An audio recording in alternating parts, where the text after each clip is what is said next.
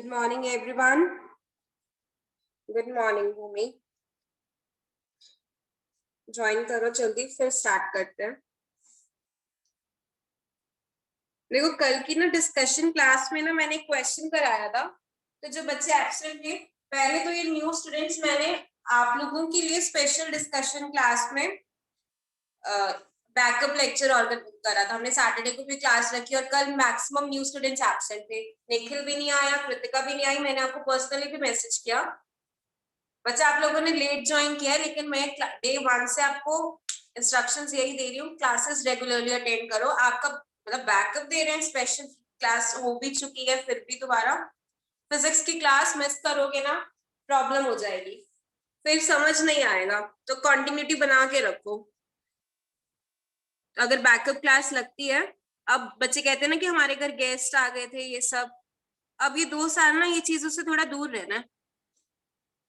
किसी शादी में जाना है, किसी पार्टी में जाना है, मिनिमम करना है इन चीजों को, उतना कि जब अपने मूड चेंज करने के लिए बाहर जाना है.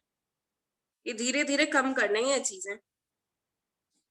मैंने ना क्वेश्चन कराया था कल, मिक्स आंसर्स आए थे, इसके ऊपर मैं सबके साथ डिस्कस कर रही हूँ. उस क्वेश्चन में we had quantities a and b और बोला गया था कि इनकी ना डिफरेंट डायमेंशंस हैं. They are different physical quantities and have different dimensions. जिन्होंने कल कर लिया था क्वेश्चन, 2 मिनट रुक जाओ बस. बाकी जो नहीं आए थे, मैं कह भी नहीं डिस्कशन क्लास में सबको आना था. जिन्होंने क्लासेस अटेंड कर रखे, सब समझ आ रखे, उनके लिए नहीं था. पर ये क्वेश्चन था कि फिक्स्ड आंसर थे, तो इसलिए मैं सबके साथ बता रही हूँ. ए और बी डिफरेंट डायमेंशंस वाली क्वांटिटीज है. ए और बी 2 क्वांटिटीज हैं. They are different physical quantities and they have different dimensions. तो इनमें से कौन सा ऑपरेशन अलाउड है और कौन सा ऑपरेशन अलाउड नहीं है? जिन्होंने नहीं, जो फर्स्ट टाइम कर रहे हैं क्वेश्चन, आप लोग भी देख लो, क्योंकि कल अगर ये सही आंसर आता मेरे पास सबका, मैं नहीं भी कराती. ए और बी डिफरेंट क्वांटिटीज हैं, इनकी डायमेंशंस भी डिफरेंट हैं. तो इनमें से कौन सा ऑपरेशन वैलिड है, कौन सा ऑपरेशन वैलिड है, कौन सा ऑपरेशन आप परफॉर्म कर सकते हो? जो कल क्लास में थे वो आंसर्स मत करें. मुझे बच्चों का सब पता है, कौन आ रहा है कौन नहीं आ रहा.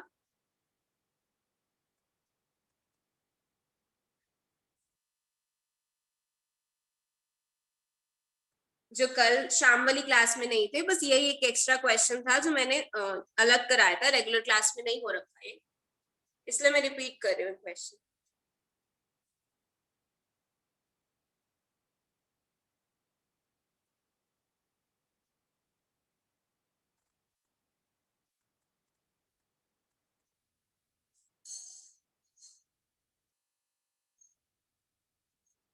आनिश बच्चा, आप भी नहीं थे ना कल क्लास में? आपको मैंने मैसेज नहीं किया था. तो क्लासेस रेगुलरली अटेंड करो, फिर मुझे ये कंप्लेंट मैं सुनूंगी नहीं कि वीडियो समझ नहीं आई.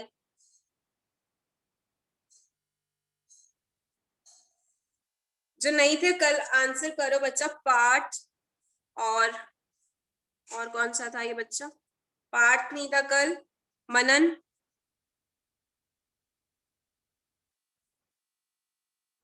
हाँ कशिश, आप आंसर करो बच्चा. जिन्होंने अभी ज्वाइन किया है, क्वेश्चन इज कि आपको ए और b different physical quantities given है, इन दोनों की डायमेंशंस डिफरेंट हैं. तो out of the 4 options mention which one is possible? Part था, अच्छा sorry.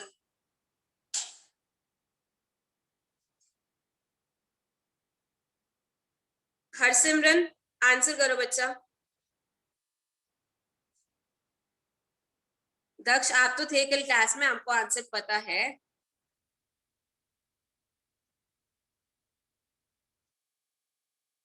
Manan, Harsimran, Bhoomi, I am waiting for your answers.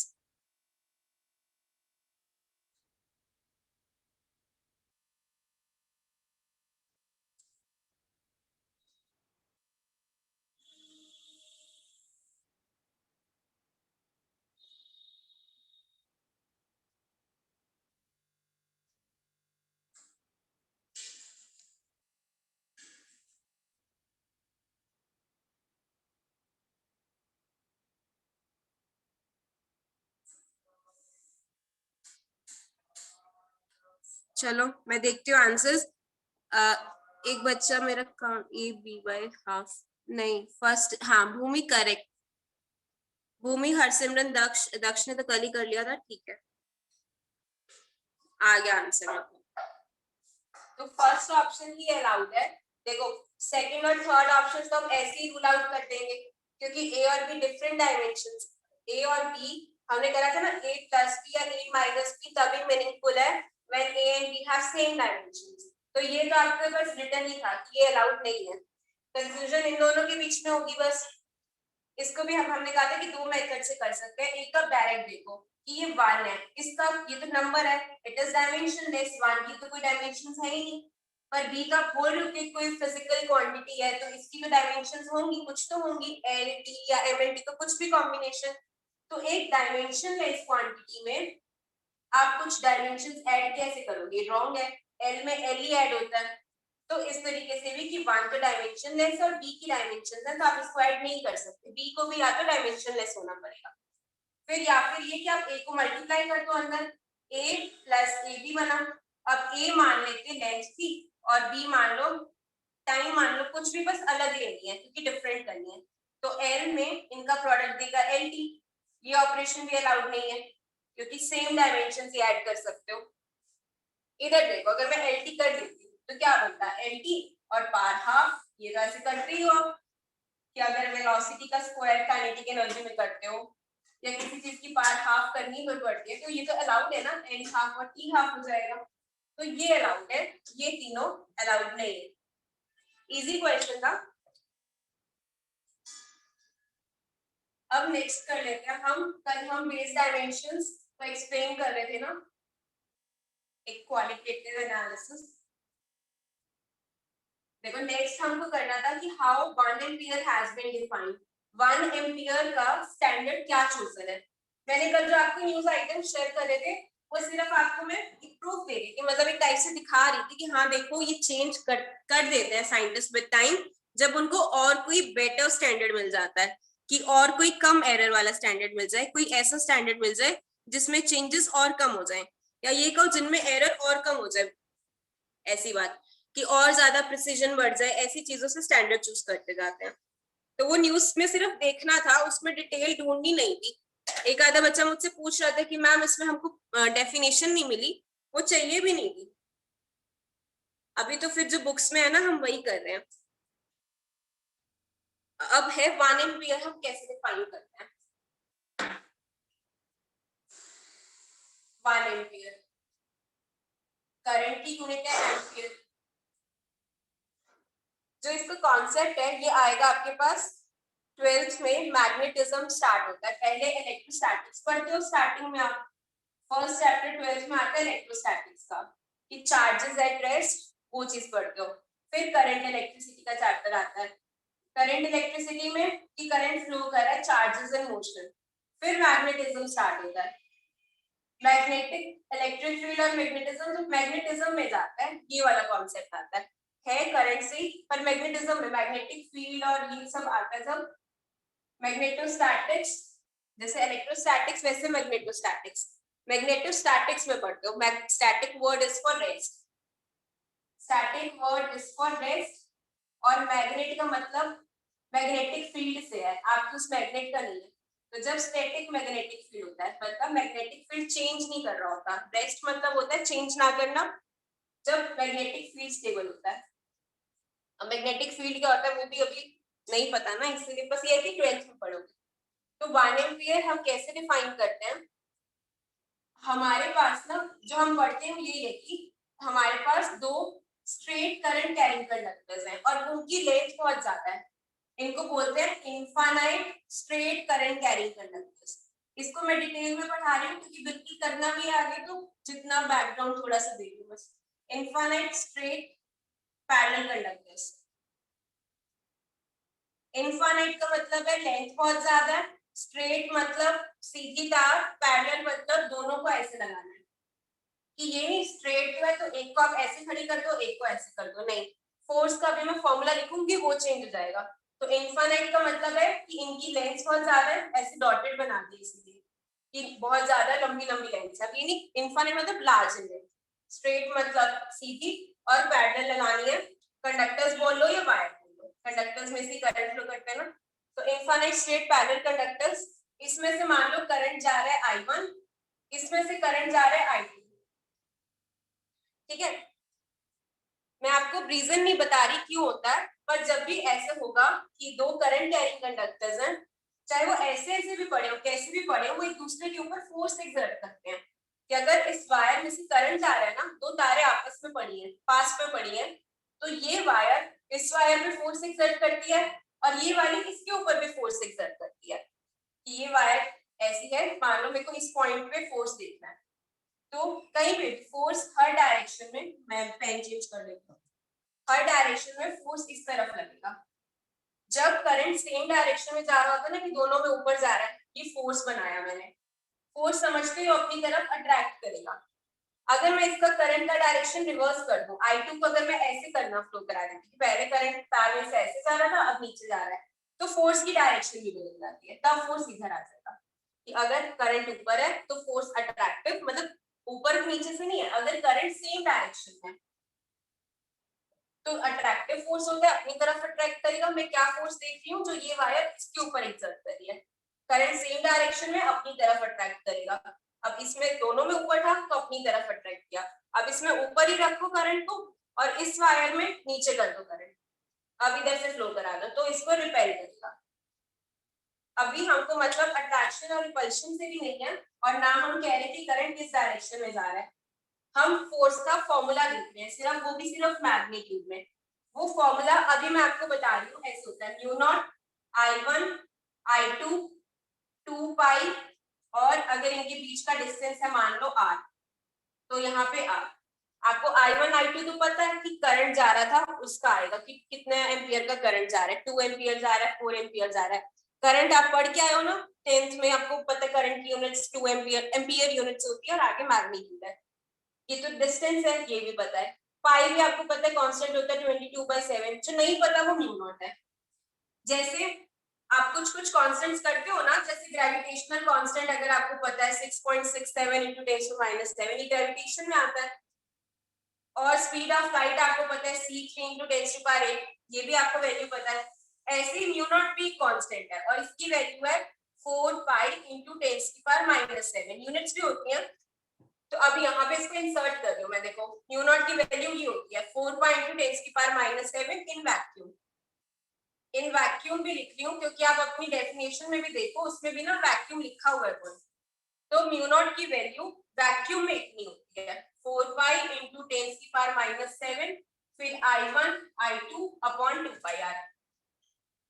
2 पाई से कैंसिल करा, 2 बचा, तो फोर्स कितना बन गया, फोर्स बन गया आपके पास F का मैग्नीट्यूड आ गया 2 × 10⁻⁷ multiplied by I1 I2 upon r, ये आ गया। अब डेफिनेशन रीड करो, उस पिक्चर में डेफिनेशन रीड करो। डेफिनेशन आपको क्या कह रही है, डेफिनेशन कह रही है कि 1 एम्पियर वो करंट है, 1 ampere is that constant current, constant मतलब चेंज नहीं करना, वो हमेशा 1 एम्पियर ही जा रहा होगा, जितना भी जा रहा है। कांस्टेंट वर्ड होता है कि चेंज ना करना, फिक्स रहना। तो 1 एम्पियर वो कांस्टेंट करंट है which when maintained in two straight thin and parallel conductors of infinite length, कि आप I1 और I2 को 1 एम्पियर ले लेते हो, और कितना मीटर, मतलब R को भी 1 डाल दो, I1 I2 को 1 डाल दो, तो F कितना बनेगा 2 × 10⁻⁷। और ये जो फोर्स है ना, ये पर यूनिट लेंथ ही है। ये जो फोर्स का फॉर्मूला है, दिस इज फोर्स एक्सर्टेड पर यूनिट लेंथ। यूनिट पर यूनिट लेंथ, यूनिट मतलब 1, यूनिट वर्ड 1 के लिए होता है ना कि फोर्स पर मीटर। अगर मैं इस F को लिखूं तो हो सकता है ऐसे आए 2 न्यूटन पर मीटर। अब ये मत कह देना कि फोर्स की यूनिट न्यूटन होती है, पर मीटर क्यों लगा दिया, क्योंकि डिफाइंड कैसा है, ये F है ना, अगर मैं फोर्स ऐसे लिखूं और इसको फिर फोर्स कि ये वाला force actual force upon length, और इसको कुछ ऐसे नाम दे दो, तो ये फोर्स पर यूनिट लेंथ है, इसकी यूनिट कि ये एक इसके 1 मीटर पे कितना फोर्स एक्सर्ट हो रहा है, यूनिट लेंथ पे कितना फोर्स एक्सर्ट हो रहा है। क्योंकि इनफाइनाइट लेंथ है ना, अब हमारे पास तो थोड़ा इसलिए लेंथ का रोल हम लाते नहीं, इसलिए पर यूनिट लेंथ कर देते हैं। तो ये फोर्स पर यूनिट लेंथ का फॉर्मूला है। तो अगर मैं इसमें अब I1 और I2 1 एम्पियर ले लूं, मेरा I1 भी 1 और I2 भी 1 और they are placed at a distance of 1 metre, उनको 1 मीटर अपार्ट रखो मीडियम लो वैक्यूम में। Air is very air nearly equal to vacuum है, कभी कभी एयर मतलब हम इसकी वैल्यू एयर में भी ले लेते हैं क्योंकि इसको हम अप्रोक्सीमेटली एयर मान सकते हैं।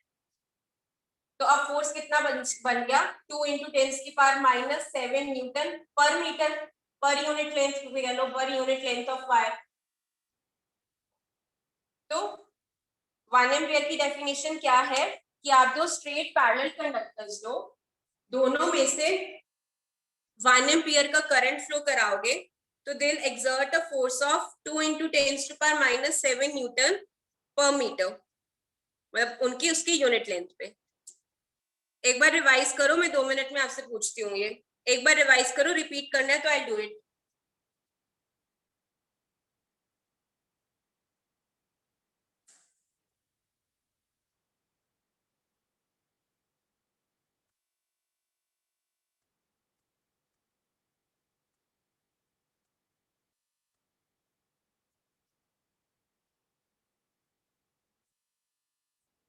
बताओ मुझे, मेरे को कुछ रिपीट करना है इस पॉइंट पे या ओके है? समझ गई कि 1 एम्पियर कैसे डिफाइंड है कि 1 एम्पियर वो करंट है, 1 एम्पियर वो करंट है कि अगर आप दो पैरेलल कंडक्टर्स में से फ्लो करवा दो तो उसमें वो एक दूसरे पे अगर इतना फोर्स एक्सर्ट कर रही हैं तो हम कहेंगे करंट 1 एम्पियर फ्लो कर रहा है। रिवर्स में बोल सकते हैं ना कि आपके पास दो पैरेलल स्ट्रेट कंडक्टर्स हैं, ये फोर्स क्यों एक्सर्ट कर रहे हैं मैंने आपको नहीं बताया, वो मैं कह रही हूँ 12th में बताएंगे कि क्यों एक्सर्ट करते हैं, उसके पीछे फिजिक्स ज्यादा है कि जितने चैप्टर्स के मैंने यहाँ नाम लिखे थे ना वो चैप्टर्स पता होने चाहिए। फिर आता है, मैं सारा तो बता नहीं पाऊंगी ना पहले दिन ही, तो अभी मैंने आपको बोला है कि फैक्चुअली बोल दिया कि एक्सर्ट होगा फोर्स, तो वो फोर्स का मैंने आपको फॉर्मूला भी बता दिया, ये भी हम डिराइव करा के बताते हैं, जो मैंने फॉर्मूला लिखा है ना ये 12th में आप डिराइव करोगे, मतलब इसको प्रॉपर निकालोगे फॉर्मूला। तो उस फॉर्मूला में मैंने आपको ये भी बोल दिया ये म्यू नॉट एक कांस्टेंट है, इसका नाम होता है, मैंने आपको नाम भी नहीं बताया, बस वैल्यू बताई है इतनी होती है और वैक्यूम में इतनी वैल्यू होती है, मैंने वो वैल्यू भी डाल दी, फिर ये मेरा फॉर्मूला इतना बन गया। अब 1 एम्पियर डिफाइन करना था ना, हमने कहा 1 एम्पियर कैसे चूजन है 1 एम्पियर की यूनिट कि दो कंडक्टर्स लो, पैरेलल कंडक्टर्स लो, 1 एम्पियर वो करंट है जिसको फ्लो कराने से इन दोनों ये दोनों एक दूसरे पे कितना फोर्स एक्सर्ट कर रही है 2 इंटू 10⁻⁻7 न्यूटन का फोर्स एक्सर्ट कर रही है पर यूनिट लेंथ। देखो बच्चा क्लियर है ये प्रॉपर, आप जैसे मैं आपको कह रही थी ना कि कुछ डेफिनेशंस हैं आपकी 11th 12th की चीजों में से कवर हो जाएंगी, तो this is one of the definitions जो कंप्लीटली कवर करती है कि 12th में आप ये पूरा पढ़ लेते हो, इसमें एक एक चीज में क्लैरिटी आती है। मुझे ओके लिख दो बच्चा, कोई बच्चा नहीं लिख रहा, एक ही बच्चे का ओके आया, तभी मैं आगे जाऊंगी ना। एक्स देखो, हाँ एक बच्चे ने ना मुझे क्वेश्चन पुट करा है, देखो सुनो सब, बच्चा पूछ रहा है कि मैम 1 एम्पियर तो हम ऐसे भी कहते हैं ना कि when 1 coulomb of charge flows in 1 second, कि 1 एम्पियर हम 1 कूलम ऑफ चार्ज 1 सेकेंड में फ्लो कराएं तो उसको 1 एम्पियर की डेफिनेशन देते हैं।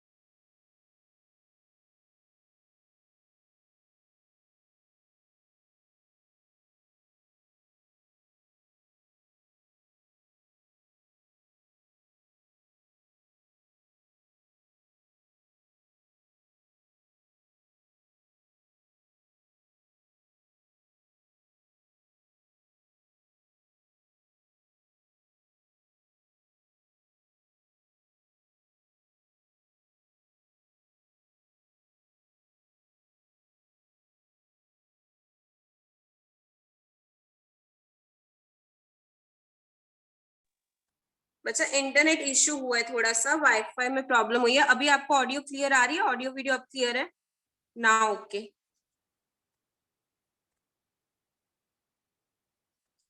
एक सेकेंड वेट करो, एक सेकेंड वेट करो। मैं डाउट ले रही थी, मैं डाउट से रिपीट करूंगी, 1 मिनट रुक जाओ बेटा। पर ये ना वाईफाई नहीं, मेरा मोबाइल का कनेक्शन हो गया, तो 1 सेकेंड में वाईफाई को थोड़ा सा चेक कर लेती हूँ।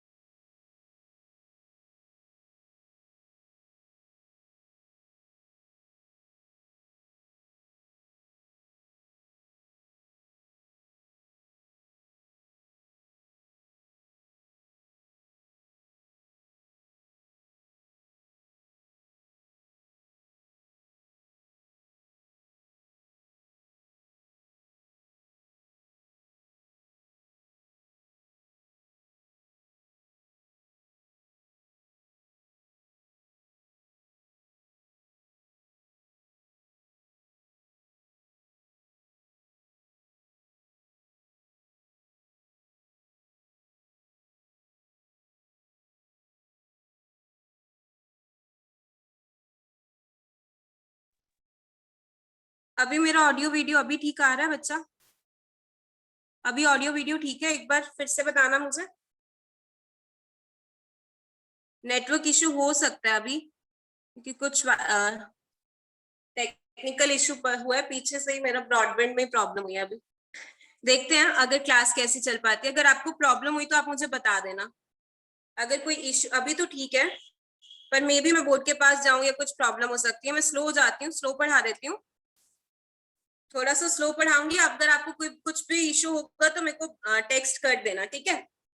तो मैं डाउट ले रही थी एक बच्चे का। एक बच्चा मुझे कह रहा है कि मैम 1 एम्पियर तो हम ऐसे भी कहते हैं कि 1 कूलम, और चार्ज अपॉन टाइम होता है ना, कि when 1 coulomb flows for 1 second, वो 1 एम्पियर की डेफिनेशन है, पर ये हमारा स्टैंडर्ड चोजन है।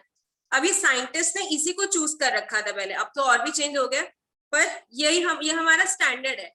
तो अब मैंने आपको यही बोला था कि अगर आप क्वेश्चन, जब मैं आपको कह रही थी कि 4 ऑप्शन आएंगे कि 1 एम्पियर का स्टैंडर्ड क्या है, तो उसमें एक ये आ जाएगा, एक ये भी आ सकता है, when 1 coulomb flows for 1 second. तो जैसे आप कह रहे हो कि बाद में ये भी ठीक है ये भी 1 एम्पियर, पर जो स्टैंडर्ड चूज कर रखा है वो आपने ये कर रखा है। अब वो मेरे हाथ में भी नहीं है कि ये क्यों किया। बस ये होता है कि जितना हम एक्यूरेटली डिफाइन कर सकें। ये रेफरेंस चूज कर रखा है, और रेफरेंस आपके ऊपर डिपेंड करता है, आप अपनी तरफ से बेस्ट स्टैंडर्ड चूज करोगे। ठीक है धृति? मैंने वो जो आपको कल बताया था ना कि क्वेश्चंस ऐसे आते हैं, तो उसमें वो ऐसे ही देगा आपको, पर आपको आइडेंटिफाई करने का मतलब मैंने यही कहा था कि आपको पता होना चाहिए कि स्टैंडर्ड का चूजन क्या है। हाँ ठीक है। फिर नेक्स्ट डेफिनेशन आती है केल्विन की, टेम्परेचर की।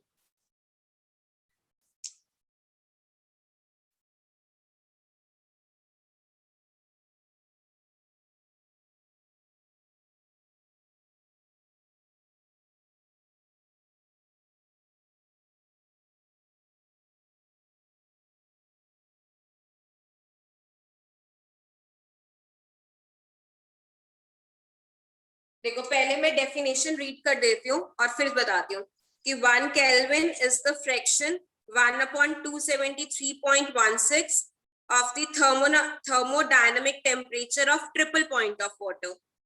अब पहले हम एक्सप्लेन करते हैं कि ट्रिपल पॉइंट ऑफ वाटर क्या है। देखो आपको ये तो पता है ना कि 0 डिग्री सेल्सियस पे हमारा वाटर आइस की फॉर्म में भी एग्जिस्ट कर सकता है और लिक्विड की फॉर्म में भी एग्जिस्ट कर सकता है। कि अगर आइस है, अगर 0 डिग्री सेल्सियस टेम्परेचर है तो 0 डिग्री सेल्सियस पे वाटर लिक्विड फॉर्म में भी रह सकता है और वाटर आइस फॉर्म में भी रह सकता है। तो ये ऐसा टेम्परेचर है कि ये दोनों एग्जिस्ट कर रहे हैं। ट्रिपल पॉइंट है, ट्रिपल पॉइंट ऑफ वाटर का मतलब है वो ऐसा प्रेशर टेम्परेचर का पॉइंट है कि जहां पे आइस, वेपर और लिक्विड फॉर्म, ये तीनों फॉर्म्स वाटर की एग्जिस्ट कर जाएं। जैसे एक टेम्परेचर में बता दिया ना। अब देखो अगर आप पहले तो ये समझो कि जरूरी नहीं है कि 100 डिग्री सेल्सियस ही वाटर का हमेशा बॉइलिंग पॉइंट हो। वाटर का बॉइलिंग पॉइंट चेंज करता है। 100 डिग्री सेल्सियस हमेशा वाटर का बॉइलिंग पॉइंट नहीं होता। 100 डिग्री सेल्सियस तब होता है कि जब आपका जो कंडीशंस है ना कि हमारा भी एटमॉस्फेरिक प्रेशर है, एटमॉस्फेरिक प्रेशर पे जो नॉर्मल तो आपका कि जैसे आपके घर, मेरे घर, अभी ऐसी चीजों पे 100 डिग्री सेल्सियस बॉइलिंग पॉइंट हो सकता है। बता रही हूँ सेजल, ट्रिपल पॉइंट भी बता रही हूँ, पर मैं अभी आपको ये बता रही हूँ कि पीटी चेंज करने से क्यों आपके ये चीजें बदल जाती हैं। कि अगर मैं बोल रही हूँ आइस है तो आइस तो आपको लगेगा हमेशा 0 डिग्री वाली आइस होनी चाहिए या माइनस में टेम्परेचर चला जाए तभी आइस होनी चाहिए। नहीं, ऐसा जरूरी नहीं है। सिर्फ टेम्परेचर पे डिपेंड नहीं करता, प्रेशर पे भी डिपेंड करता है। अगर आपके पास ना छोटे होते भी क्वेश्चंस आते होंगे कि अगर हम हिली रीजन्स पे चले जाएं, शिमला वगैरह चले जाएं, ऐसे हिल स्टेशंस पे चले जाएं। हिल स्टेशंस पे जाने का मतलब है कि आप ना you are rising above the ground. हमारा भी ग्राउंड लेवल है, हिल्स पे क्या होता है हाइट है ना। कोस्टल एरियाज का अलग चीज है, उनका थोड़ा हम ये कह देते हैं कि सी लेवल से डिफाइंड है। आप सी के अंदर चले जाओ, ये हिल स्टेशन पे चले जाओ, ये सी का बॉटम होगा, फिर ये सी लेवल ऊपर वाला, हिल स्टेशन पे चले जाओ तो और ऊपर। तो प्रेशर चेंज करता है, क्यों चेंज करता है? एयर की ना डेंसिटी चेंज करती है, एटमॉस्फेरिक चीजों का फर्क। एयर की जैसे जैसे हम ऊपर जाते हैं ना, एयर की डेंसिटी कम हो जाती है। कंफ्यूज मत हो ना, थोड़ा सा एक्स्ट्रा सुन रहे हो कि एयर का डेंसिटी चेंज करती है, इसलिए atmospheric pressure, atmospheric word, atmosphere का प्रेशर, एटमॉस्फेरिक प्रेशर मतलब एटमॉस्फेयर का प्रेशर, तो वो चेंज करता है। प्रेशर चेंज करने से आपका बॉइलिंग पॉइंट पे भी इफेक्ट पड़ता है कि आप जब हिल स्टेशन पे चले जाओगे तो वाटर 100 डिग्री सेल्सियस पे बॉईल करना जरूरी नहीं है। कई बार ऐसा होगा कि 102 पे भी कर सकते हैं, कई बार 98 पे भी कर सकते हैं। वो डिपेंड करता है कि प्रेशर बढ़ा रहे हो या कम कर रहे हो। पॉइंट में सिर्फ ये बता रही थी कि हमेशा 100 डिग्री सेल्सियस वाटर का बॉइलिंग पॉइंट नहीं होता। कई बार लो प्रेशर कर दो तो चेंज कर जाएगा। जैसे हमने स्टैंडर्ड ले रखा है कि ये 100 डिग्री सेल्सियस आपके एटमॉस्फेरिक प्रेशर इतने वाले कुछ एक्स पे डिफाइंड है, किसी एक वैल्यू पे डिफाइंड है, स्टैंडर्ड पे डिफाइंड है, जो हमारा भी नॉर्मल होगा। हाइट ज्यादा चले जाओ, डेप्थ में चले जाओ, जब प्रेशर बदलेगा तो ये चेंज करता है। इतनी सी बात बस। तो हम क्या करते हैं, एक पीटी डायग्राम बनाते हैं। पीटी डायग्राम है कि आपके पास ग्राफ में आपने यहाँ पे प्रेशर प्लॉट किया हुआ है और यहाँ पे टेम्परेचर प्लॉट किया हुआ है। तो अब मैं क्या बना रही हूँ इस डायग्राम पे, एक ऐसे कर्व देखोगे, ये पढ़ोगे आप थर्मोडायनेमिक्स में। थर्मोडायनेमिक्स जब यूनिट आएगी 11th में आएगी तो उसमें आप देखोगे ऐसे करके कर्व आएगा, ऐसे। ये है ट्रिपल पॉइंट। कि ट्रिपल पॉइंट ऑफ वाटर ऐसा टेम्परेचर है, और इस टेम्परेचर का, ये टेम्परेचर मैंने ना केल्विन में प्लॉट किया। आपने इतना सा सुना होगा ना, जैसे सेल्सियस यूनिट है टेम्परेचर की, वैसे केल्विन भी, और हम 1 केल्विन ही डिफाइन कर रहे हैं। तो 273.16 ये ऐसा टेम्परेचर है जहां पे वाटर तीनों स्टेट्स में एग्जिस्ट करता है, को एग्जिस्ट करता है। ऐसा इस प्रेशर के कॉरेस्पॉन्डिंग। ये प्लॉट क्या है, ये प्लॉट ये है कि अगर आप इससे इधर इधर कोई भी प्रेशर या टेम्परेचर की वैल्यू होगी तो सॉलिड स्टेट में होगा, इधर कोई प्रेशर टेम्परेचर की वैल्यू होगी तो लिक्विड स्टेट में होगा, इधर कोई होगी तो गैस स्टेट में होगा। ऐसे कि कर्व से, इस कर्व से इधर वैल्यूज देते हो प्रेशर की और टेम्परेचर की, तो वाटर सॉलिड फॉर्म में होगा, आइस फॉर्म में। अगर आप इधर इधर आपकी प्रेशर और टेम्परेचर की वैल्यू इधर आती है, मान लो कुछ प्रेशर T दिया, यहाँ पे टेम्परेचर T दिया, तो P के कॉरेस्पॉन्डिंग T के कॉरेस्पॉन्डिंग इस रीजन में आ रहे हो, ग्राफ की तरह यहाँ पे सारा लिक्विड है, यहाँ पे कोई पीटी की वैल्यू आती है तो लिक्विड है, यहाँ आती है सॉलिड है, यहाँ आती है तो गैस है। ये एक पॉइंट है जो तीनों का इंटरसेक्शन है, तो मतलब यहाँ पे तीनों स्टेट्स को एग्जिस्ट कर जाएंगी। ठीक है, ये हुआ ट्रिपल पॉइंट। यहाँ तक अगर कुछ प्रॉब्लम हुई है सुनने में, ऑडियो में, वीडियो में, समझने में, बता दो मुझे।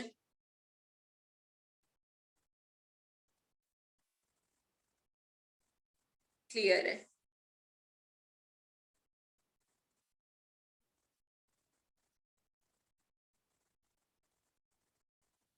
जन्नत ऐसा होता है कि प्रेशर रिपीट कर देती हूँ मैं रिपीट, एक बच्चा रिपीट करने को कह रहे, रिपीट भी कर देती हूँ। जन्नत ऐसा होता है कि अगर आप प्रेशर बढ़ा दोगे ना तो चीज जल्दी बॉईल कर जाएगी। तो अब आप देख लो कि हिल स्टेशन पे जा रहे हो तो प्रेशर कम हो रहा है, वो देर से बॉईल करेगा, ज्यादा टेम्परेचर देना, ऐसा टाइप। और रिपीट करने में बच्चा देखो, रिपीट मैंने ये जो ग्राफ प्लॉट किया है ना, ये प्रेशर और टेम्परेचर का कर्व प्लॉट किया है। जो ब्लू लाइंस बनाई है ना, सॉलिड ब्लू लाइंस, तो सॉलिड ब्लू लाइंस ना एरिया डिस्टिंग्विश कर रही हैं। एग्जाम्पल क्या दो बच्चा, इसका क्या एग्जाम्पल दो, इसका कोई एग्जाम्पल है ही नहीं। ट्रिपल पॉइंट डेफिनेशन है कि इस वाले टेम्परेचर पे वाटर तीनों फॉर्म में एग्जिस्ट करेगा। इसका कोई क्वेश्चन का है ही नहीं, एग्जाम्पल में क्या करूं। मैं अभी आपको वो नहीं बता रही कि हिल स्टेशन पे जाओ प्रेशर कितने पे गैस बॉईल करेगी, नहीं, मैंने सिर्फ आपको ये बताया कि बॉइलिंग पॉइंट प्रेशर पे डिपेंड करता है, वो चेंज कर जाता है। तो जरूरी नहीं कि हमेशा 100 वाले पे ही स्टीम बने और हमेशा 0 पे आइस बने, मैं आपको ये बोल रही थी। और वो वैसे भी सेल्सियस की यूनिट्स हैं। भाई मुझे नहीं पढ़ाना, गैस चलाते हैं तो चाय जल्दी बनेगी या कभी, अभी नहीं पढ़ाना मुझे वो, तो मुझे चैप्टर भी तो आगे कराना है। गैस वाली बातें फ्री टाइम में डिस्कस करेंगे, अभी सिलेबस पे भी ध्यान देना है। तो अभी ये जो कर्व्स प्लॉट कर रहे हैं, ये मैंने एरियाज डिस्टिंग्विश कर दिए कि यहाँ से, अगर आपको ये ग्राफ तो पढ़ने आते होंगे ना कि ये वाले टेम्परेचर के कॉरेस्पॉन्डिंग और ये वाले प्रेशर के कॉरेस्पॉन्डिंग, अगर आपका कंडीशंस ऐसी हैं कि प्रेशर इतना और टेम्परेचर इतना है तो वाटर सॉलिड स्टेट में होगा। तो ट्रिपल पॉइंट वाला टेम्परेचर ऐसा पॉइंट है, देखो इस टेम्परेचर के कॉरेस्पॉन्डिंग वो सॉलिड से भी है, इंटरसेक्ट कर रहा है, गैस वाले में भी और अपना लिक्विड वाले में भी। तो इसलिए हम कहते हैं कि एट टेम्परेचर 273.16 केल्विन, और ये प्रेशर भी होना चाहिए, ये नहीं कि ये वाला टेम्परेचर करो, अगर प्रेशर ये हो जाए तो वो सॉलिड में चला जाएगा, इधर ही रुक जाओ आप इस प्रेशर के कॉरेस्पॉन्डिंग तो लिक्विड में रह जाएगा। प्रेशर भी इतना होना चाहिए जो भी इसकी वैल्यू हो। तो इस टेम्परेचर पे, पर टेम्परेचर यही आएगा, देखो टेम्परेचर फिक्स है, इस टेम्परेचर को हम बोलते हैं ट्रिपल पॉइंट ऑफ वाटर, कि अगर टेम्परेचर ये हो, इस प्रेशर पे ये हो, तो वाटर को एग्जिस्ट करेगा तीनों में। ऐसे हो सकता है ना, देखो आपकी जब तक आइस आप मेल्ट कराते हो ना, आइस की जार में रखो, ये मेल्ट करेगी, इतनी बड़ी आइस थी पहले, फिर छोटी रहेगी और थोड़ी सी मेल्ट करके पानी बन गया। जब तक ये पूरी आइस मेल्ट नहीं करेगी तब तक इन दोनों का टेम्परेचर 0 डिग्री सेल्सियस ही है, टेम्परेचर चेंज नहीं करता। अब देखो को एग्जिस्ट कर रहा है, क्यों नहीं करता, थर्मोडायनेमिक्स। तो अभी तो बस ये बता रही हूँ को एग्जिस्ट कर सकते हैं। को एग्जिस्ट करने का मतलब है दोनों एग्जिस्ट कर रहे हैं, को वर्ड इज दोनों एग्जिस्ट कर रहे हैं, तो तीनों एग्जिस्ट कर रहे हैं। तो जिसने रिपीट लिखा था बच्चा, क्लियर है डाउट? जिसने बच्चा रिपीट लिखा था, बोर्ड के ऊपर क्रॉस लगाती हूँ ताकि फोकस अच्छा रहे कैमरे का। मनन हंस रहा है, मनन क्यों हंस रहा है, मेरे को भी हंसा दे, चाय बनाने लगी थी मैं इसीलिए। मनन जल्दी बता।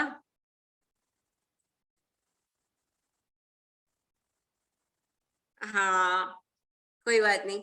चलो हमने 1 केल्विन, अब हम कह रहे हैं 1 केल्विन की डेफिनेशन देखो, वो कह रहा है कि फ्रैक्शन है 1/273.16।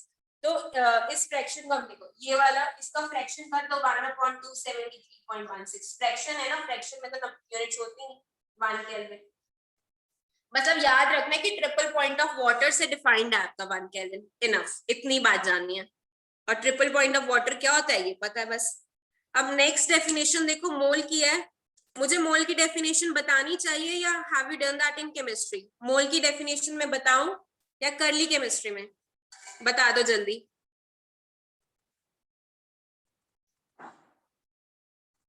कर ली है, ठीक है। मोल की डेफिनेशन आपने केमिस्ट्री में कर ली है, एग्जैक्टली वही बात है कि कार्बन 12 में, हाँ तो वो मैं अब नहीं कर रही रिपीट। अब कैंडेला की जो यूनिट्स हैं वो अब मैं कहूंगी कि आप ध्यान रख लो, क्योंकि इसमें जितनी भी टर्म्स हैं अभी कुछ मैं करूंगी तो कंफ्यूजन ज्यादा हो जाएगा, इसको मैं डिटेल में अभी नहीं ले सकती। केल्विन वाली जो चीज थी आती है थर्मो में, आपको अल्टीमेटली पढ़नी थी, मैंने एक बार बता दी कि अच्छा आपने आगे चल के ये भी पढ़ना है, एम्पियर का भी बता दिया। कैंडेला वाली चीज में ये monochromatic, intensity, radiant intensity, frequency, ये चीजें आप अलग अलग बार पढ़ोगे तो बाद में इसको कर दूंगी एक्सप्लेन। अभी करूंगी तो प्रॉब्लम हो सकती है, थोड़ा कंफ्यूजन ज्यादा हो जाएगा क्योंकि इसका बैकग्राउंड नहीं है आपके पास कुछ भी। प्रेशर टेम्परेचर ग्राफ रीड करना आपको पता था, सॉलिड लिक्विड में जाता है, ये सब भी पता था। पर कैंडेला वाली चीज का हमारा 12th में आता है, वो भी लास्ट में, तो इसको अभी मैं स्किप कर रही हूँ, ठीक है। फिर नेक्स्ट हमारी आती है प्लेन एंगल। हमने 7 बेस यूनिट्स कर लिए हैं। Now we move on to कि हमारा प्लेन एंगल कैसे डिफाइंड है। ये चीज इंपॉर्टेंट है, प्लेन एंगल हमने जितनी अभी करी है वो तो नॉलेज पर्पस हो गया थोड़ा। प्लेन एंगल का इसलिए इंपॉर्टेंट है क्योंकि ना आपके क्वेश्चंस का सब पार्ट बनेगा, एक एक स्टेप बनेगा और वो आपको पता भी नहीं चलेगा, क्योंकि अभी तो नई चीज लगेगी कि अच्छा प्लेन एंगल सीखा। इंपॉर्टेंट इसलिए है, डायरेक्ट क्वेश्चन तो नहीं बनता क्योंकि बहुत इजी हो जाएगा ये, पर ये आपके मेजर क्वेश्चंस का स्टेप होगा। सर्कुलर मोशन पढ़ोगे, ऑसिलेशंस पढ़ोगे, तो उसमें एंगल यूज होता है। अब प्लेन एंगल कैसे डिफाइंड है? प्लेन एंगल ऐसे डिफाइंड है, एक सर्कल है, आपने उसका कुछ भी कितने भी लेंथ की मान लो, ये यहां से यहां तक मैंने इस ए पॉइंट से बी पॉइंट तक एक लेंथ ले ली एल। हम क्या बोलते हैं इसको? Length of arc. Length of arc of circle, light लगता है मुझे, लेंथ ऑफ आर्क आपने एल ली। सर्कल का सेंटर होगा ओ। ये जो आर्क है ये इस पे कितना एंगल सबटेंड कर रही है? ये आर्क एलिमेंट, सर्कल का जो आर्क एलिमेंट लिया, आर्क एलिमेंट मतलब एक छोटा सा पार्ट ले लिया आपने, एल लेंथ का ले लिया, ये सर्कल के सेंटर पे अगर कितना एंगल सबटेंड कर लिया, मान लो मैंने थीटा बोला, ये radius of the circle r, theta हम डिफाइन करते हैं, theta is l upon r, इसको प्लेन एंगल बोलते हैं। आर है radius of circle, radius of circle, और एल होगा आपका length of circular arc, length of element, ये लिखा है। और इसकी यूनिट्स होती हैं रेडियन। अभी तक आपने डिग्रीज में एंगल को किया हुआ है, पर अब एंगल करते हैं रेडियन में, शॉर्ट में लिखते हैं आर, ठीक है। अब मैंने तो ना हमेशा एंगल को ऐसे ही लर्न किया हुआ है कि theta is l by are.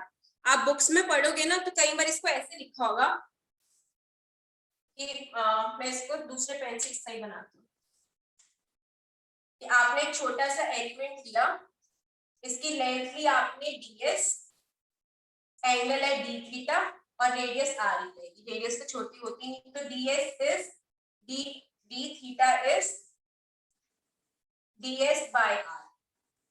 फर्क कुछ भी नहीं है, पता क्या चीज है, जब हम किसी थीटा एक एंगल है डी थीटा ना, जब भी फिजिक्स में आपको डी करके चीज लिखी हो, dx लिखा है, dx का मतलब है very small x, very small change in x, very small change in x। dx word हमेशा बहुत छोटे चेंजेस के लिए होता है, डी लग जाए आगे और जिसमें अगर x में तो very small change in x। ds मतलब वेरी स्मॉल आर्क एलिमेंट, बहुत छोटी आपने आर्क लेंथ ली है, बहुत छोटी सी आर्क लेंथ लोगे तो एंगल भी छोटा सा ही बनाएगी, तो उसको डी थीटा मतलब बहुत छोटा एंगल, ds इज बहुत छोटी लेंथ, पर एंगल ही निकालना है तो ये मैंने तो ऐसे लर्न करा हुआ है हमेशा, ये dd करके कौन याद करेगा, पर दोनों में कुछ फर्क तो है ही नहीं, वो लेंथ को रेडियस से डिवाइड कर दो तो आपके पास एंगल आ जाता है, इसकी यूनिट्स है रेडियन। ठीक है, अभी इसकी डेफिनेशन भी लिख लो कि द प्लेन, इसको प्लेन एंगल बोलते हैं। प्लेन क्यों बोला, क्योंकि सर्कल आपका एक प्लेन फिगर है ना, 2D फिगर है, 2D फिगर होता है जिसकी दो डायमेंशन, जिसके इसका एरिया आ सकता है, सर्कल आपको पता है प्लेनर फिगर है, तो इसलिए इस वाले एंगल को हम प्लेन एंगल बोलते हैं। और स्पेसिफिकली इसलिए मेंशन कर रहे हैं प्लेन क्योंकि हमने 3D में भी एक एंगल डिफाइन कर रखा है सॉलिड एंगल, इसलिए उससे अलग करने के लिए प्लेन एंगल, उसका यूज कम होता है, अब इसको बार बार प्लेन एंगल करके नहीं बोलते, एंगल के नाम से हमको ज्यादातर यही यूज करते हैं। इसकी यूनिट हमने कह दी कि रेडियन है, ये चीज नोट कर लो, थीटा एल बाई आर, ये वाला फिगर भी बनाना है, ये एल है और ये थीटा। अब आपको अगर ये नोट हो गया है तो फिर मैं आपको इस पे क्वेश्चंस भी कराना है मुझे, इजी क्वेश्चन, क्योंकि एंगल निकालना आ जाएगा। इसकी डेफिनेशन लिखेंगे हम, the angle subtended, the angle subtended by an arc of a circle, by an arc of a circle at its center. This is plane angle की definition. रेशियो होगी arc की length की divided by radius, ratio of the arc length to its radius, formula भी कर लिया, units भी बता दी। अब हम जैसे आपने धृति बता रही थी ना 1 एम्पियर कैसे डिफाइंड है, क्योंकि फॉर्मूला से हम करते हैं ना, करंट इज चार्ज अपॉन 9, तो 1 कूलम फ्लोज फॉर 1 सेकेंड, हम कहेंगे कि करंट 1 एम्पियर है। ऐसे he when would we say कि this plane angle is 1 radian, 1 radian का बोलेंगे हम इसको, हम कहेंगे द एंगल इज 1 रेडियन। अगर मैं L को भी 1 ले लूं और R को भी 1 ले लूं, या ये कह लो, या तो दोनों को 1 1 ले लो, या ये कह लो when L is equals to R, ऐसे भी तो कर सकते हैं। जब L और R बराबर लोगे तो थीटा 1 आ जाएगा, यूनिट्स है radian. This is dimensionless per unit है, डायमेंशंस नहीं है प्लेन एंगल की, MLT में कुछ नहीं आएगा, पर यूनिट्स है रेडियन। तो 1 radian is the angle, 1 radian is the angle subtended at the center of a circle by an arc equal in length to the radius of the circle, equal in length to the radius of the circle.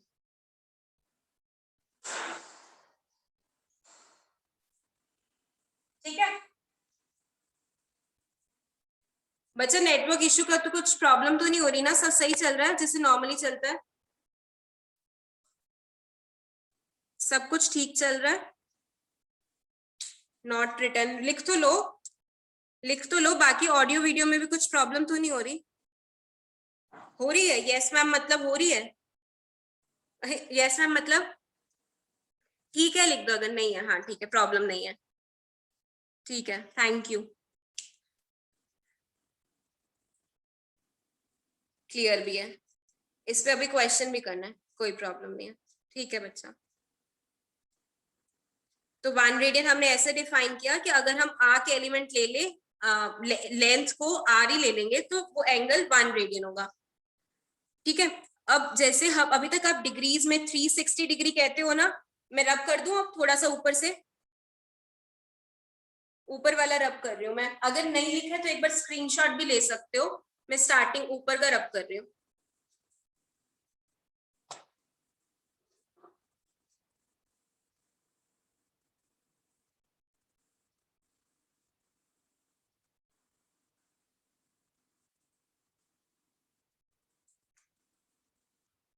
जैसे अगर आप degrees में angle करते हो, अगर circle में मैं कितना एंगल बनाऊं, ये वाला आपको पता है 90 डिग्री है, अगर मैं कंप्लीट कर दूं यहां तक ऐसे, तो ये कंप्लीट एंगल आपको पता है 180 डिग्री है, ये वाला ब्लू वाला 90 और ये कंप्लीट 180। और अगर आपने ऐसे मेजर करा, यहां से मेजर करा, तो ये कंप्लीट हो जाएगा 270, 90, 90 ऐड करते, और कंप्लीट कितना होता है, अगर मैं कंप्लीट एंगल देखूं ये 360 डिग्री होता है, ये सबको पता होगा, ये कंप्लीट एंगल 360 होता है। यहां से स्टार्ट किए 90, 180, 270 और कंप्लीट अगर एंगल पूछे तो angle subtended at the centre of the circle is 360 degree. Total angle अगर हम डिग्रीज वाली टर्म्स में बात करते हैं तो ये 360 डिग्री आता है ना।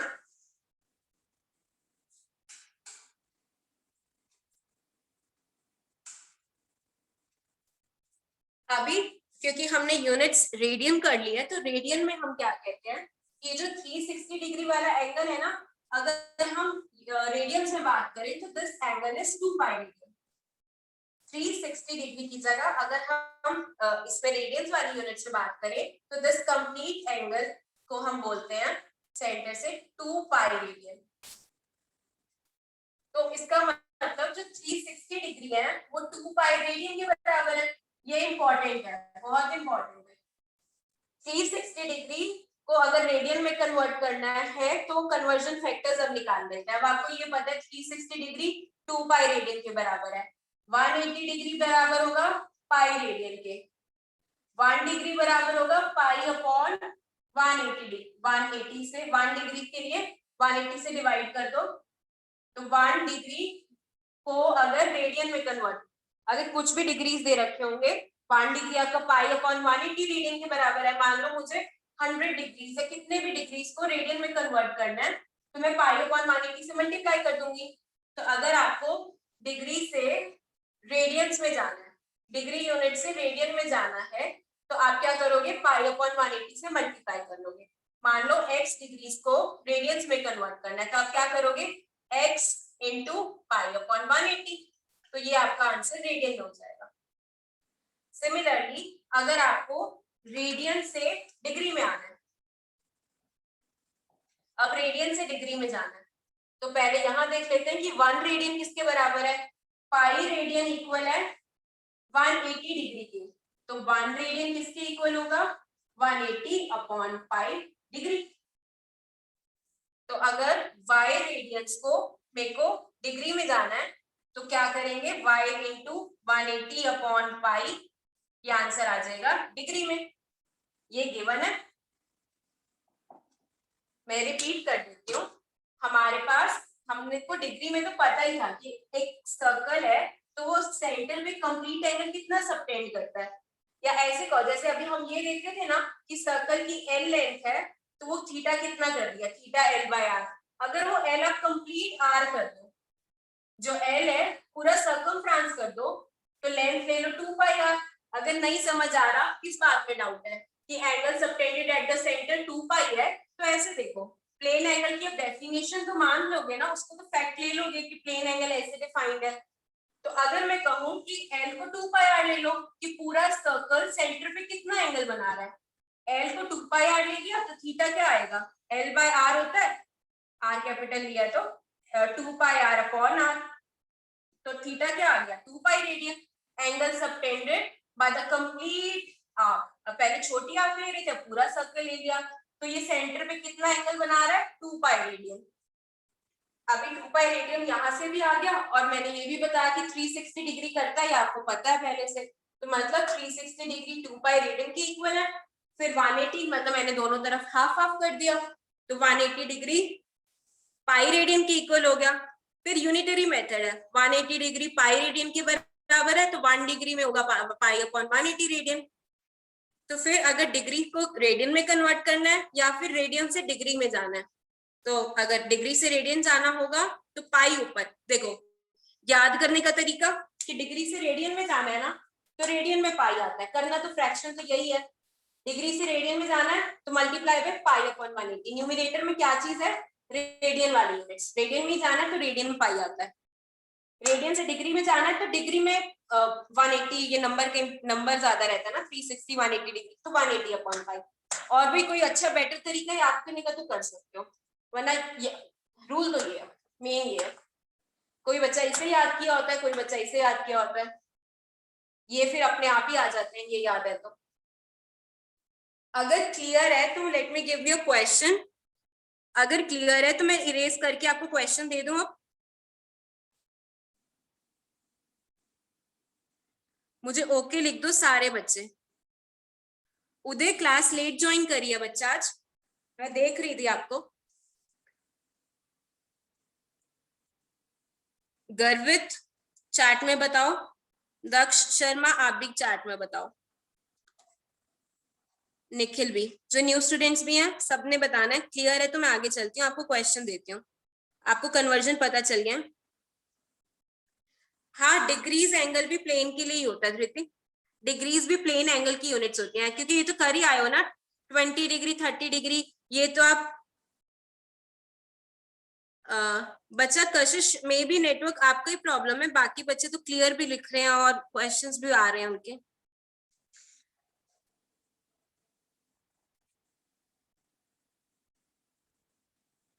चलो मैं आपको अब एक क्वेश्चन दे रही हूँ, क्वेश्चन से सीखो। अभी बस ये जो बोर्ड पे मैंने लिखा है कि 360 degree is equal to 2 pi radian, ये दिमाग में बसा लेना। आज की क्लास का सबसे इंपॉर्टेंट चीज यही है कि 360 डिग्रीज, हाँ धृति मैंने बताया 3 डिग्रीज ही हम प्लेन एंगल के लिए भी बोलते हैं। अच्छा, वो मैसेज का नोटिफिकेशन दोबारा आ गई है, ठीक है।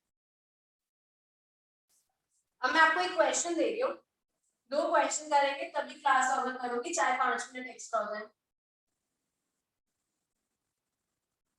जब टॉपिक करते हैं ना तो उसका क्वेश्चन साथ में करने में मजा आता है। क्वेश्चन ये है कि जब, चलो पहले एक इजी क्वेश्चन भी और फिर एक थोड़ा सा सोचने का भी। एक सर्कुलर आर्क है जिसकी लेंथ है पाई सेंटीमीटर, ये तो इजी क्वेश्चन है। This is a circular arc और इस आर्क की लेंथ है पाई मीटर और रेडियस है 6 मीटर है, सेंटीमीटर है, सब कुछ सेंटीमीटर में, ये भी सेंटीमीटर में। तो थीटा बताना है आपको इन radiance. A circular arc is of length pi centimeter. Find angle subtended by it at the center in radian and in degree. Radian में भी बताना है और डिग्री में भी बताना है, बोथ रेडियन और डिग्री दोनों में बताना है। क्वेश्चन है एक सर्कुलर आर्क, इसकी लेंथ है पाई सेंटीमीटर, रेडियस है 6, एंगल बताना है subtended at the centre in radian and in degree. ये फर्स्ट क्वेश्चन हो गया। सेकंड क्वेश्चन आपका ये है कि जब व्हेन क्लॉक, घड़ी 4 बजे आती है, क्लॉक शोज 4 o'clock, तब how much angle do it minutes in hour needles में, how much angle do hour needle and minute needle shows, minute needle make. Hour needle minute needle पता ही होगा, बचपन में टाइम देख लेते हैं ना, ये आर वाली हैंड में, जो क्लॉक में आर वाला हैंड और मिनट वाला हैंड है, उनमें कितना एंगल होगा। सेकंड क्वेश्चन है कि जब 4 बजे होंगे।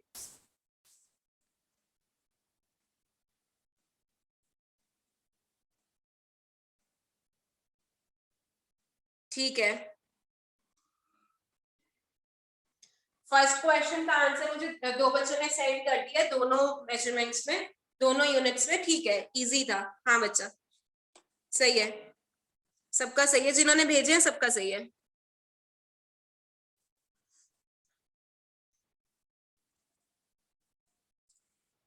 सेकंड अटेम्प्ट करो जिनका फर्स्ट हो गया।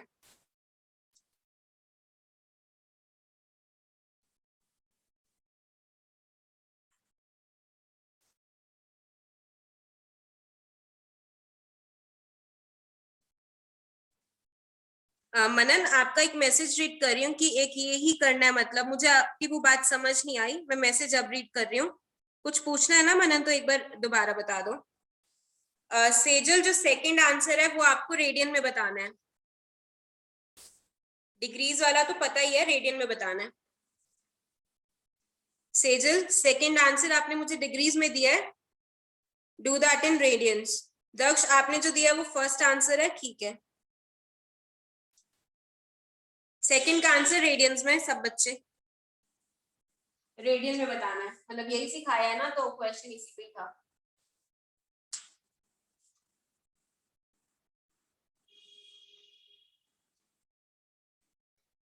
पैरेलेक्स करना है इस टॉपिक के बाद हमको, सॉलिड एंगल भी बताना है, पैरेलेक्स ज्यादा इंपॉर्टेंट है, उसमें भी ये चीज यूज होगी, एंगल्स निकालना, डायमीटर, रेडियस और arc length. First question attempt कर देती हूँ मैं। फर्स्ट क्वेश्चन में देखो, एल आपका क्या है, पाई सेंटीमीटर, रेडियस है 6 सेंटीमीटर, दोनों की यूनिट सेम है। जब थीटा में आएंगी तो वैसे भी कैंसिल कर जानी चाहिए, बस ये था कि दोनों की सेम होनी चाहिए थी। अगर ये मीटर में होती तो दोनों इसको सेंटीमीटर में कर लेते, मतलब दोनों की यूनिट सेम होनी चाहिए। L by r pi by 6 ये यूनिट आती है रेडियन में। ये फॉर्मूला आपको यूनिट्स रेडियन में देता है, इस फॉर्मूले से जो थीटा निकलता है वो रेडियन आता है। अब पाई बाई 6 रेडियन है, रेडियन से डिग्री में जाना है तो न्यूमरेटर में होना चाहिए 180, करना तो 180 अपॉन पाई या पाई अपॉन 180 है। अब रेडियन से डिग्री में जाना था तो कन्वर्जन फैक्टर ये है, न्यूमरेटर में 180 है, पाई पाई कैंसिल 30 डिग्री। ये तो सब नहीं कर लिया ऑलमोस्ट, बस जो आंसर नहीं करते वो नहीं करते। करेक्ट धृति, करेक्ट। सेकंड का आंसर बेटा मैंने कहा मुझे डिग्री में नहीं रेडियन में चाहिए। सृष्टि, चिराग का भी ठीक है, हरसिमरन का भी ठीक है और धृति का भी ठीक है।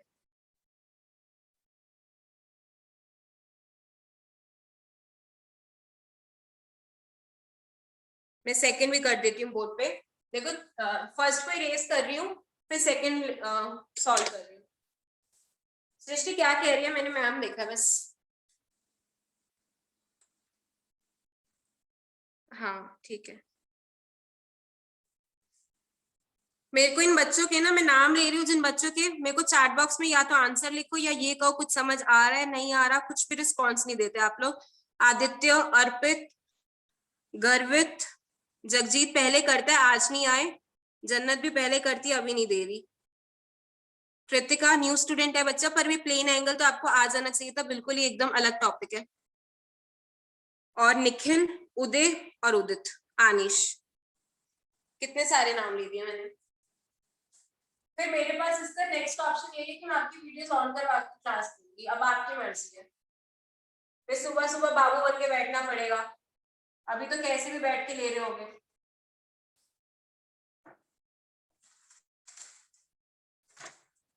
फर्स्ट सेकंड क्वेश्चन, चार कैसे बचते हैं, ये 12 पे मिनट हैंड जाएगा, फिर 1 यहाँ होता है, 2 यहाँ होता है, 3 एकदम 90 डिग्री पे होता है और 4 इसके नीचे होता है। पहले तो ये अगर ये मतलब तरीके अपने अपने हैं, सारे एंगल आपको पता है, ये भी 30 होता है, ये भी 30 होता है। कैसे करते हैं, 12 इक्वल पार्ट्स में होता है, ये 90 है, उसके बाद ये 30 डिग्री और है। या फिर ये कर लो कि मतलब ये 30 डिग्री है, मेरे को तो याद है कि सारी चीजें 30 होती है, 4 स्लॉट्स हैं तो ये 120 डिग्री एंगल आ जाएगा। किसी को ये डाउट है कि 120 डिग्री कैसे, अगर ये डाउट है तो मेरे को ये भी बताना पड़ेगा। देखो इस आप क्लॉक के जो पूरा एंगल होता है 360 डिग्री होता है, 360 डिग्री को कितने पार्ट्स में डिवाइड किया होता है, 12 पार्ट्स में डिवाइड किया होता है। तो हर एक पार्ट में ये वाला एंगल कितना हो जाएगा, 360 बाई 12 30 डिग्री। तो 0 से 12 से 1 तक गए तो एंगल 30, फिर 12 से अगर 2 तक करना है तो 60, 3 तक करना है तो 90, यहाँ तक गए तो 120। 4 पार्ट्स आ गए ना, फर्स्ट सेकंड थर्ड फोर्थ, पूरा कंप्लीट कर देते, 6 बज जाते तो एक यहाँ तो ये पूरा मानेंगे। तो हर एक दो वाले नंबर्स के बीच में एंगल होता है 30। ये कंप्लीट हो गया 120। 120 से कन्वर्ट करना है रेडियन में। अब आर्क लेंथ से तो रेडियस चाहिए होगी ना, तो रेडियस तो हमको गिवन ही नहीं, तो ऐसे ही होगा क्वेश्चन। डिग्री रेडियन में कन्वर्ट करना है तो पाई न्यूमरेटर में, 6 2 12, 6 3 18, 2 पाई बाय 3 रेडियन। ये L/R से नहीं हो पाएगा क्योंकि ना L पता है ना R पता है, ये सिर्फ कन्वर्जन से हो सकता है कि डिग्रीज को रेडियंस में कन्वर्ट करना। 120 डिग्री कैसे आया एक बार ये बता देती हूँ। कन्वर्जन तो आप कर ही लोगे। अब 120 डिग्री कैसे आ रहा, किसी को क्लास एग्जिट करनी है तो आप कर सकता है, जिनका एक क्वेश्चन हो गया, मैं सिर्फ ये बता रही हूँ 120 डिग्री कैसे आया। अगर ब्रेक लेना है तो वो आप ले सकते हो, बाकी जिनको 120 डिग्री समझ नहीं आया मैं वो बता दूँ बस, फिर क्लास ओवर करेंगे। जिनको आ गया वो एग्जिट कर सकते हैं क्योंकि आपकी नेक्स्ट क्लास है तो 10 मिनट रेस्ट ले सकते हो। 120 डिग्री एंगल बेटा अगर 3 बजते हैं तो आप इतना तो मानते हो ना कि ये 90 डिग्री एंगल होगा, अगर आपको ये वाला ये पार्ट नहीं समझ आया तो। अगर 3 बजेंगे तो 90 डिग्री एंगल होगा। ये इक्वल डिस्टेंट होते हैं ना 1 2, अगर ये कंप्लीट 90 है तो इतना तो मानोगे ना कि ये एंगल्स इक्वल होंगे। आज में डिस्टिंग्विश तो करोगे नहीं कि एक को जल्दी बजाना है 2 को लेट बजाना है, नहीं, एकदम सब कुछ सिमिलर होना चाहिए, ये तीनों एंगल सेम होने चाहिए। ये कंप्लीट 90 है मानते हो तो एक कितना हो गया 90/3 कर दो, ये भी 30 ये भी 30 ये भी 30, तो आप समझ गए सब में 30 का डिफरेंस है। तो 4 बजेंगे तो 3 है ना यहाँ पे 4 एक और 30, तो एंगल हो गया 90/3 प्लस एक और 30, तो 30 तो था ही, 30 into 4 120 डिग्री। जिसने रिपीट लिखा था क्लियर है, जिसने रिपीट लिखा था क्लियर है 120 डिग्री कैसे आया।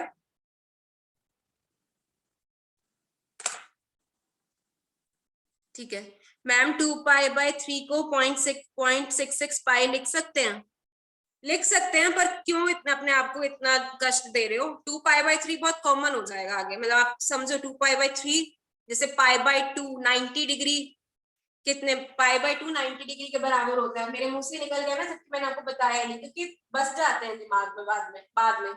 तो 2π/3 छोड़ सकते हो यहाँ पे जब तक आपको ऑप्शन में 0.66 ना दे। आपको पता है 0.66 है, अगर ऑप्शन ये नहीं दे रहा तो टिक करना है बस।